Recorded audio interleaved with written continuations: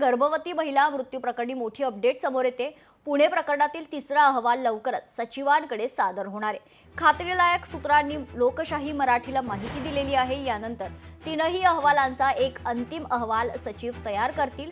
यानंतर तो अंतिम अहवाल मुख्यमंत्र्यांकडे पाठवला जाईल।